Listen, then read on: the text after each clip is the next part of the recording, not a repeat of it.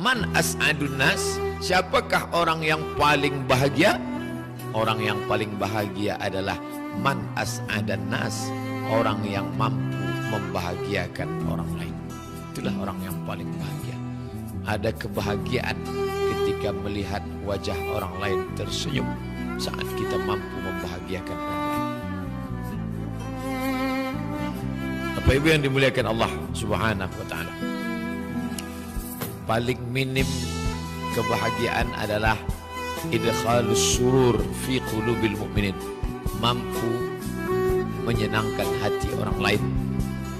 Bisa dengan makanan, bagus. Tak bisa dengan makanan, dengan cakap. Cakap lembut yang menyenangkan hati, baik. Qaulun ma'rufun, cakap yang lembut, yang baik, yang elok. Khairun, lebih baik. Min sadaqatin, daripada sedekah. Kasih makan, kasih pakaian, kasih duit, kasih beasiswa. Yatsba'uha adza, tapi menyakiti hati orang lain.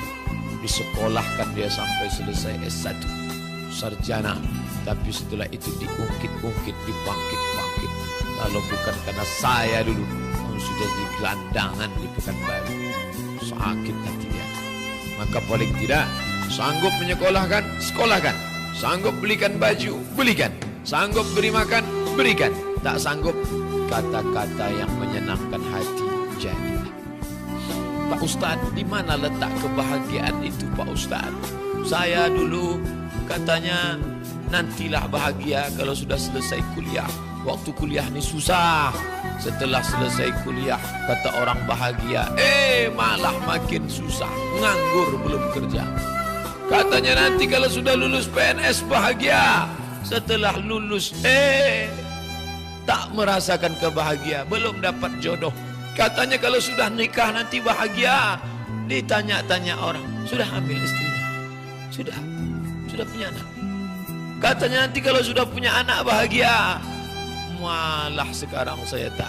Di mana sebetulnya kebahagiaan itu? Maka banyak orang merasa tidak bahagia, padahal sebetulnya dia sudah bahagia, tapi dia tidak bersyukur. Bahagia itu terletak pada syukur.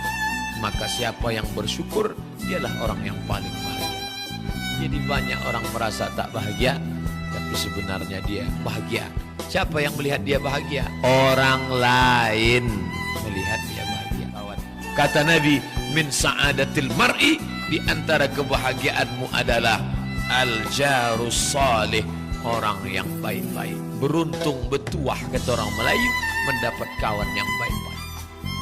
Nah, orang-orang yang di sekeliling kita ini, al-jarus salih, dia tidak akan membiarkan kita terjerumus dalam kebinasaan.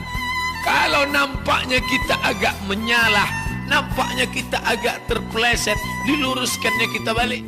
Sampai pada akhirnya, di akhir ajal kita, terbaring kita di rumah sakit. Al-jarus salih, kawan yang saleh itulah yang membisikkan ke telinga kita, meneteskan air mata. La ilaha illallah. Kan saya. Maka di saat Abdul Somad meregang nyawa di atas tempat tidur di ruang ICU, siapa yang membisikkan? Istrinya lupa, anaknya lupa karena terlalu sedih. Datang al-jarus salih, kawan yang saleh, membisikkan ke telinga sebelah kanan. La ilaha illallah. Setelah kita mati, dia juga yang mendoakan, Allahumma ghfir lahu warhamhu wa'afihi wa'fu anhu. Tak pernah putus persaudaraan. Itulah kebahagiaan. Siapa yang menyebut? Nabi SAW. Min sa'adatil mar'i. Itulah kebahagiaan yang tidak bisa dibayar dengan materi, tak bisa terbayar dengan benda. Apa dia? Ketika mendapatkan sahabat kawan yang baik-baik, yang menyenangkan hati, yang menegur kita ketika kita salah, yang di saat kita susah hati, dialah yang menenangkan batin kita. Makanya sadiquka man abkaka laman adhakak. Kawanmu, sahabatmu adalah kawan menangis. Banyak kawan ketawa di saat kita senang, di saat kita sedang di atas awan, di saat kita sedang menjabat, di saat kita sedang berkuasa. Semua mengaku kawan. Kasih ibu sepanjang jalan, kasih ayah di simpang jalan, kasih kawan ada berada. Kasih kawan tuh ada berada. Ada kita, ada dia, baru berkawan. Kaya dia, kaya kita baru berkawan. Menjabat dia, menjabat kita baru berkawan. Dia menjabat, kita pensiun, sudah tak sedap berkawan. Tapi kawan yang baik tak begitu. Al-jarus salih, dia tak pernah ungkit-ungkit kerja, dia tak pernah ungkit-ungkit. Yang kita lihat adalah persaudaraan.